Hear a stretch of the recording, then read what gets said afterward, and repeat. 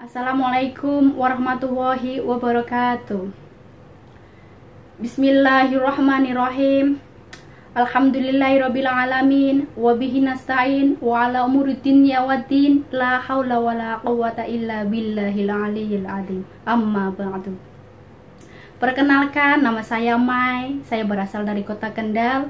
Saya di sini ingin menceritakan kisah hidup saya. Saya berasal dari keluarga muslim.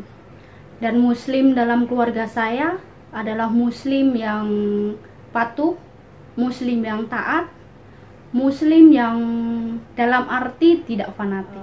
Karena saya berasal dari keluarga yang muslim patuh, tentu orang tua saya mengharapkan saya untuk menjadi Islam yang benar, Islam yang maksudnya Islam yang ya harus belajar taat dalam agama. Seperti contohnya ibu saya memberikan didikan saya sekolah madrasah, mengaji, bahkan dia menyuruh saya untuk belajar kitab kuning, nahwu, shorof, dan lain sebagainya, supaya saya itu dapat mengerti yang namanya Al-Quran dengan baik dan benar. Singkat cerita, sesudah saya lulus sekolah, saya pergi keluar untuk mencari kerja. Habis itu di situ saya mulailah banyak bergaul dengan teman-teman di luar sana. Karena saya di sana itu ngekos, jadi hidup saya bebas. Dan sejak saya keluar dari kampung itu, saya sudah tidak lagi melakukan yang namanya mengaji, membaca Al-Quran kayak gitu. Tapi sholat masih saya lakukan. Nah, di situ supaya apa? Supaya saat saya melakukan seperti maksudnya saya minum, saya merokok, saya pakai narkoba itu, saya dengan melakukan sholat itu saya bisa menyeimbangi bisa menyeimbangi lah, setidaknya saya tidak berdosa sekali gitu dengan melakukan hal itu. Beberapa bulan di situ orang tua saya tahu kalau saya itu merokok, minum dan mereka memanggil saya untuk pulang. Dan setelah beberapa bulan di rumah, saya nggak bisa dong saya diam di rumah saja tanpa kerja. Maksudnya makan dari orang tua, apa-apa ditanggung orang tua, sedangkan saya sudah besar. Sehingga saya memutuskan untuk bekerja ke Singapura. Dan disitulah saya bekerja dalam majikan pertama dan kedua. Saya tidak ada apa-apa di Singapura. Akhirnya saya masuk majikan yang ketiga. Dan disitulah pas waktu itu saya masuk itu hari Jumat, dan di situ majikan saya yaitu ngomong Al-Masih Isa itu ke saya. Tapi kan bagi saya Al-Masih Isa itu bukanlah nama yang asing dalam telinga saya, sehingga ya saya biasa aja.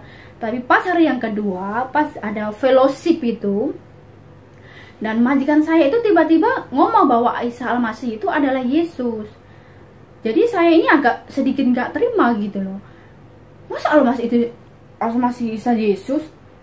Batin saya ngomong, otak kamu, sambil sebenarnya saya itu maki majikan bahwa Isa itu ya bukan Yesus, karena dalam pengertian saya di Islam dulu Isa itu bukan Yesus. Dan waktu itu majikan saya nggak tahu kalau saya itu sedang memaki dia gitu ya, tanpa dia sadar. Terus dia tanya, kakak cakap apa ya? Tada lah mam, tak ada apa-apa.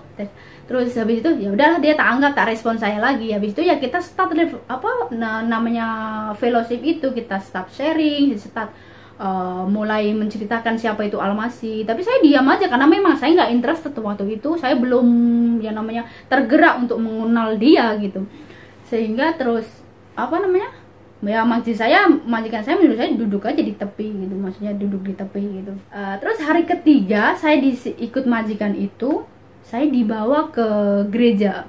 Loh, saya nggak terima dong, kan saya bukan Kristen.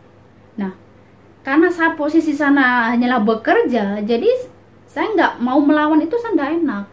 Ya terus saya terpaksa lah saya ikutin dia, karena saya pun jaga anak dia kan yang kecil itu. Jadi saya duduk paling belakang, saya di belakang anak itu, ya saya ikutin mereka beribadah itu. Ya mereka nyanyi-nyanyi, mereka loncat-loncat, ya saya duduk aja.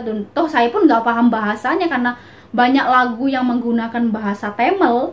atau bahasa India Tamil, jadi saya nggak paham. So waktu pertama saya diajak ke gereja, ya saya nggak ada respon apa-apa, saya nggak ada feeling apa-apa. Nah terus satu minggu kemudian, tapi hari-hari itu majikan saya di rumah yang menceritakan Isa Al-Masih terus ke saya.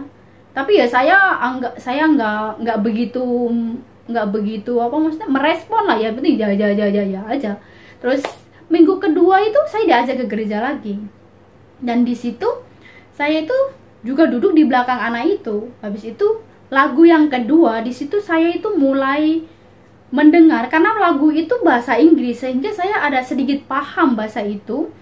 So ya saya di situ saya agak menangis terharu, tapi nggak tahu saya maksudnya kenapa saya bisa seterharu ini gitu loh. Padahal saya pun bukan ini. Tiba-tiba saya menangis kan melihat liriknya yang begitu maksudnya menyedihkan, yang begitu baiknya ya. Tuhan sampai mati buat saya. Loh, Tuhan saya itu loh nggak mati buat saya loh. Saya sholat tahajud, saya maksudnya ngaji sampai segitu kerasnya gitu kan. Terus sekolah madrasah sampai sebegitu kerasnya. Terus waktu sekolah itu ya, kalau saya nggak bisa itu, orang tua bapak saya itu kalau saya pulang sekolah madrasah, saya itu bisa dicek saya itu sekolah apa, ngaji apa, itu dicek sama bapak saya. Jadi sehingga kalau saya nggak bisa, itu saya akan dipukul gitu. Waktu saya masih kecil itu ya, ini ngomongnya dulu waktu saya masih kecil, itu saya bisa dipukul sama bapak saya. Tapi pas ini saya dengar itu lagu, ini Tuhan baik ya, mati loh buat saya, maksudnya buat mereka, buat pengikutnya gitu. Tuhan saya itu loh, saya nggak tahu dia buat apa gitu, buat saya apa gitu loh. Kan saya agak saya dengar itu ya, saya agak sedikit ya jealous ada, soalnya beda jauh banget. Tuhan saya nggak tahu buat apa buat saya, sedangkan Tuhan mereka itu maksudnya mati buat itu, sampai disalib loh di situ, hanya menggunakan celana doang gitu, di atas itu loh darahnya berkucuran gitu kan. Kan saya jelas dong Tuhan saya buat maksudnya Tuhan mereka buat seperti itu gitu kan ke umatnya. Dan tanda tanya juga, Tuhan saya buat apa nih buat saya? Nah itu sejak itulah saya di situ saya merasa agak sedikit ya pengen tahu lah tentang Yesus ini, karena baiknya dia sampai mau mati bagi umatnya gitu kan. Nah, ya waktu itu habis dengar lagu itu kan, ya saya nangis terus sampai saya tuh ya terharu nggak tahu bagaimana. Terus ya setelah selesai ibadah itu majikan saya tanya, kakak ini kenapa penangis, ada apa gitu. Kakak maksud ada kesan ke Tuhan Yesus nih, ke Isa dia.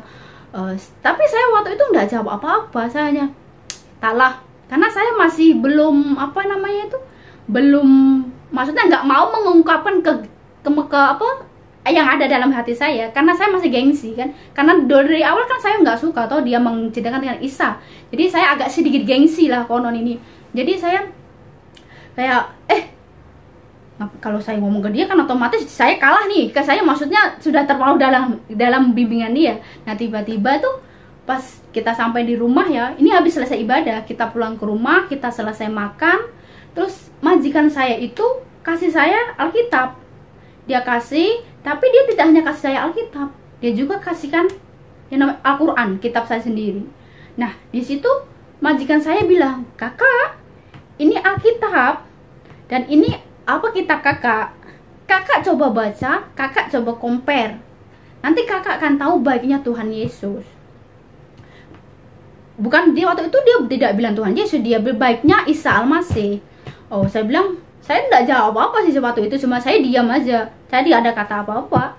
Terus malam itu saya sebenarnya diam-diam baca Alkitab tanpa sepengetahuan majikan, dan karena saya bacanya ngacak, sehingga saya itu tiba-tiba menemukan aja ayat itu, kayak manusia tidak hidup melalui roti saja, tapi melalui firman Tuhan. Nah sejak itu saya itu bingung, ini maksudnya apa ini orang, maksudnya kok roti kok dibandingkan dengan firman Tuhan gitu loh. Jadi saya kan agak sedikit bingung. So habis itu saya ini malah mempunyai pikiran yang agak sedikit kepo. Jadi ini saya sedikit kepo, saya sedikit justru ingin tahu. Dan dengan keterbatasan saya menggunakan bahasa Inggris, saya pun confident aja tanya-tanya ke anak-anaknya mereka itu. Majikan perempuan saya itu orang Melayu, dia agamanya Islam dulunya. Setelah itu dia bertobat dan dia mengikuti Tuhan Yesus. Dan suaminya dia berasal dari agama Hindu, yaitu dia dari India, dan dia pun bertobat dan mengikut Tuhan Yesus. Dan mereka itu mengajarkan Kristen ini ya, mereka tidak memaksa atau memojokkan saya, atau ya pokoknya mereka itu hanya memberitahu saya saja, dan dia menyuruh saya untuk mengomparkan antara Kristen dan Islam ini dengan diri saya, maksudnya mengompar sendiri tanpa mereka ini. Tapi tidak lain juga, mereka juga menjelaskan apa juga maksudnya perbedaannya, seperti bagaimana itu Kristen, bagaimana itu Islam, dan apa baiknya di sini di agama Kristen dan di agama Islam. Kadang majikan saya itu memanggil pastor dari Indonesia yang dulunya dia Islam juga untuk datang ke gerejanya, terus menjelaskan bagaimana antara agama Islam dan Kristen, belajar begini dan itu. Saya pahami itu semua.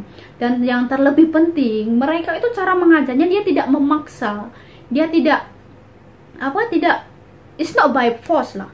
Jadi dia tuh menjelaskan, dan dengan kesadaran kita sendiri, kita itu mau mengikut, kita itu mau belajar untuk agama dia itu. So tidak lama kemudian, maksudnya ya kurun berapa bulan itu, setelah saya belajar semua dan saya paham, saya tidak buang-buang waktu lagi untuk membuang waktu untuk tidak mengikut Yesus gitu, untuk tidak mengikut Al-Masih Isa, karena saya sudah tahu dengan jelas bagaimana itunya, perbedaannya, perbandingannya dengan itu. Dan singkat cerita, sesudah saya dibaptis dan habis itu ya saya jalani hidup saya dengan normal, saya belajar terus memperdalami iman saya di dalam Kristen, dan sampai selesai kontrak saya, maka pulanglah saya ke Indonesia. Setelah saya pulang ke Indonesia, ya saya ceritakan ke ibu saya, ke bapak saya, bahwa saya sudah maksudnya tidak Islam lagi, saya sudah mengikut agama lain. Dan di situ ibu saya itu nggak terima, ya dia saking marahnya. Oh ya, dia pun lihat saya itu bawa salib dari Singapura. Dia lihat salib saya, dia nggak terima, dia nggak suka, dia marah. Dia itu sampai pas saya mandi itu saking marahnya dia datangin saya dan pukul saya. Itu pas posisi saya mandi, saking nggak terimanya itu. Dan dia pun ya masih ngomel lah, marah-marah terus ke saya. Tapi saya anggap saya meleleh, saya nggak anggap itulah.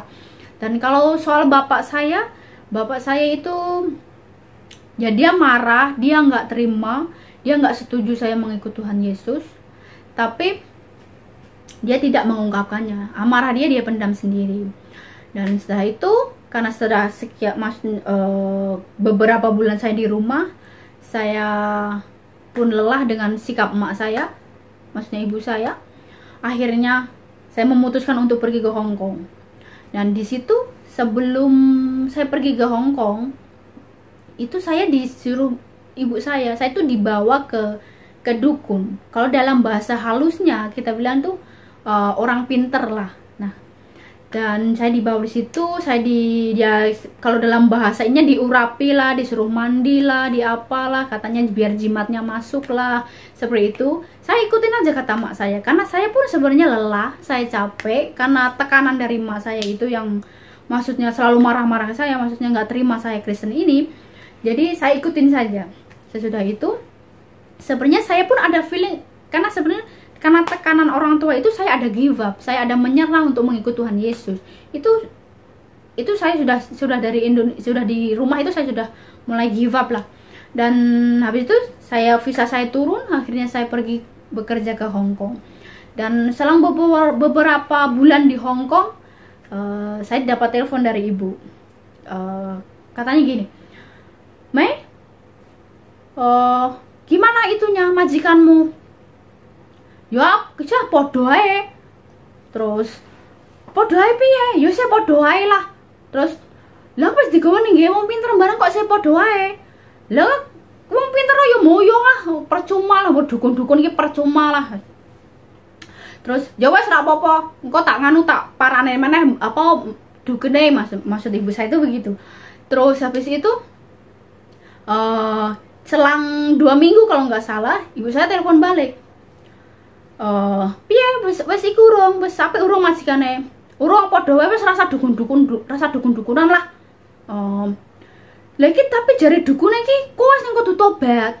Tobat piye to? Kowe iki macana Yasin ping 3, macana Al-Fatihah ping 3. Lah kowe jarene engko jimantek iso mlebu.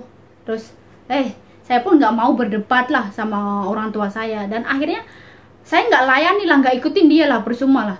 Maksudnya debat dengan ibu saya di telepon itu percuma, saya nggak ikutin apa kata dia yang katanya baca Yasin taruh di air terus airnya diminum lah apa, saya nggak ikutin, saya nggak ikutin begitu. Tapi di situ pun saya ya, pun karena adanya tekanan itu, jadi saya itu agak sedikit ya give up. Sebenarnya memang give up lah, kayak give up dalam Tuhan itu saya give up. Saya sudah menyerah, saya nggak mau dapat tekanan lagi. Saya tekanan kerja, stres, majikan tidak baik, tekanan dari orang tua yang selalu maksudnya memforce saya harus tinggalkan Yesus. Kenapa kamu Tuhan Yesus segala macam, itu membuat saya jadi stres, depresi, dan akhirnya ya saya memutuskan Tuhan Yesus, nggak mau mengikut Tuhan Yesus lagi. Terus selang beberapa bulan kemudian, di situ saya itu mendapat masalah gitu ya, bukan musibah lah, maksud masalah saya diinterminate oleh majikan. Terus saya tiba-tiba ditipu gitu kan. Terus saya lagi saya harus pergi dari Hong Kong untuk menunggu visa itu, sampai di Macau itu saya melakukan kekerasan kepada orang lain. Dan di situ saat saya saya dalam keadaan seperti itu pun saya belum bertobat. Saya tidak merasa bahwa itu teguran dari Tuhan. Saya masih belum bertobat. Saya masih melakukan hal yang seperti ikut jualan benda-benda yang haram gitu kan. Dan saya pun minum juga di sana. Jadi seperti hidup saya kembali ke masa sebelum saya kerja ke luar negeri. Jadi hidup saya itu makin terpuruk, makin jahat, ya makin gak karuan, lebih parah dari sebelum saya mengenal Tuhan Yesus. Nah di situ saya ditambah lagi dapat masalah lagi, yaitu sampai saya ditangkap polisi karena saya overstay di Macau, sehingga saya ditangkap oleh polisi dan saya itu dikurung 2 hari di imigrasi. Dalam pengurungan itu saya itu ya saya ada rasa menyesal, saya ada rasa kecewa, saya rasa capek, seperti hidup saya ini kok kayak berantakan ya. Setelah saya meninggalkan Tuhan Yesus ini, di situ saya sebenarnya sudah mulai sadar ada hal yang hidup saya ini nggak maksudnya nggak rapi. Ada yang hidup saya memang berantakan gitu. Ada hal hidup yang harus saya perbaiki. Saya nggak bisa hidup seperti ini terus gitu. Terus akhirnya di situ sebenarnya saya itu teringat anak majikan saya yang di Singapura. Dia itu berpesan sebelum saya pulang ke Indonesia, dia berpesan ke saya, kakak nih bener nak balik kampung.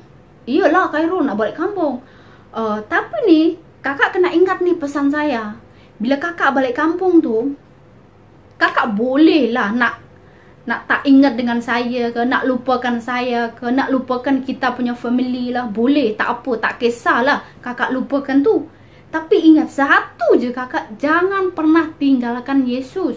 Pasal Yesus itu memanglah baik gila lah. Sekali je kakak nih tinggalkan Yesus ya, hidup kakak nih akan hancur berantakan.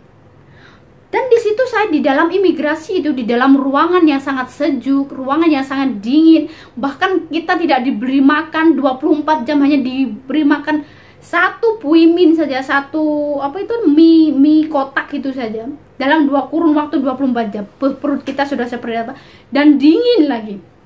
Nah di situ saya teringat itu anak majikan saya. Terus saya ingat, betul ya, ini hidup saya pun memang kalau saya bandingkan dengan saat saya bekerja di luar kota dengan saya bekerja di Hong Kong, itu lebih parah dari yang saya kerja di luar kota itu.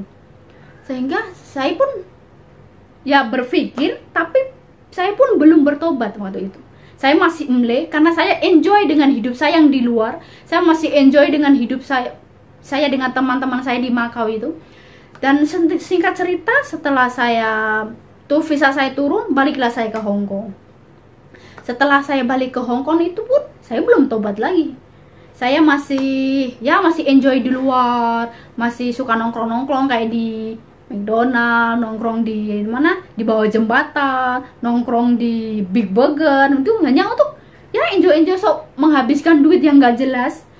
Dan tiba-tiba pas waktu saya nongkrong di Big Burger itu, di depannya itu adalah gereja. Saya ngelihat orang itu, orang itu ke gereja ya. Saya ini ngapain ya di sini? Saya memang karena saya itu merasa ada kekosongan dalam hati saya. Hati saya itu sebenarnya sudah hambar. Ada sesuatu yang memang saya harus perbaiki gitu. Terus saya tuh nggak ingat ada apa ya. Saya ingat itu ada. Saya nggak tahu baca di mana. Orang Katolik ngasih saya paper atau apa. Dia itu ada nggak tahu apa itu. Saya lupa ya. Tapi yang jelas saya baca itu ada ayat yang bunyinya begini. Domba yang hilang itu loh. Tapi saya nggak ingat ayat, ini domba yang hilang. Saya itu seperti tersindir gitu loh. Jadi saya tergerak. Ini nyindir saya tahu bagaimana nih. Tapi singkat cerita setelah 3 bulan saya di Hong Kong, dan saya merasa itu ditegur, dan saya sadar bahwa itu adalah teguran dari Tuhan. Sepertinya saya ini perlu untuk kembali mencari Tuhan lagi. Dan di situ saya mencari Tuhan, dan saya menemukan gereja di Hong Kong. Dan di situ saya belajar lagi untuk belajar memperbaiki hidup saya, menata rapi hidup saya kembali, terus belajar lagi, lebih mendekatkan Tuhan lagi, lebih mendekatkan kepada Tuhan lagi. Dan saat itulah saya mengalami sedikit perubahan dalam hidup saya. Dan setelah saya kembali kepada Tuhan Yesus, setelah saya mencari gereja, saya bertobat, saya memperbaiki diri, dan saya memperkuat iman saya di dalam Tuhan. Saya mendapat rasa kalau hidup saya itu lebih damai sejahtera. Saya lebih bisa mengasihi orang, dan saya merasa kayak beban rasa bersalah saya yang dulu saya buat salah itu, yang saya buat dosa itu terasa hilang, karena saya dapat merasakan bahwa Tuhan itu kasih. Tuhan itu mengampuni saya. Dosa yang dulu saya perbuat itu Tuhan sudah hapuskan, Tuhan sudah ampuni. Sehingga saya merasa bahagia, saya damai, saya bersukacita. Dan hubungan saya dengan ibu pun mulai dipulihkan. Karena dulu saya pun menyimpan rasa sakit hati atau dendam dengan ibu saya. Saya tuh merasa kalau ibu saya itu memperlakukan saya secara tidak fair, atau tidak, saya merasa ibu saya tidak mengasihi saya lah. Sebenarnya itu bukan karena ibu saya tidak mengasihi saya, tapi sebenarnya karena ibu saya sayang ke saya, sehingga dia itu, tapi cara menyampaikan kasihnya itu dia itu berbeda. Cara menyampaikan kasihnya dia agak keras, sehingga pengambilan makna itu bagi saya itu kayak saya tuh kayak nggak dikasihi oleh dia. Padahal saya dapat pukulan, saya dapat ini supaya saya itu baik, tapi saya menerimanya lain gitu. Dan setelah saya kembali ke Tuhan, saya mengikuti konseling, dan saya disembuhkan. Dan sejak saya bisa mengampuni ibu saya, dan mulai dari situ juga saya mulai komunikasi saya baik dengan ibu, sehingga saat ini pun saya merasa bahagia karena hubungan saya dengan ibu saya baik-baik saja. Kita komunikasi lancar, kita sering video call, kita bicara pun tidak saling sengol-menyengol, tidak sengak-menyengak. Kalau dulu kan kita bicara selalu kita teleponan, pasti saya marahin ibu saya, atau pasti ada saja yang membuat hati ibu saya tidak senang. Dan ada juga omongan ibu saya membuat hati saya tidak senang. Tapi setelah saya mengikuti konseling, saya mengikuti Tuhan Yesus, saya diubahkan, saya belajar mengampuni, dan disitulah saya merasa damai sukacita di dalam Tuhan Yesus. Dan saya sekarang bersyukur karena hubungan saya dengan orang tua saya sudah membaik. Dia menerima saya dengan agama saya yang sekarang. Dan saya lebih bersyukur lagi karena saya sudah diangkat menjadi anak Tuhan. Terlebih jiwa saya diselamatkan oleh Tuhan. Sekian kesaksian saya, semoga memberkati.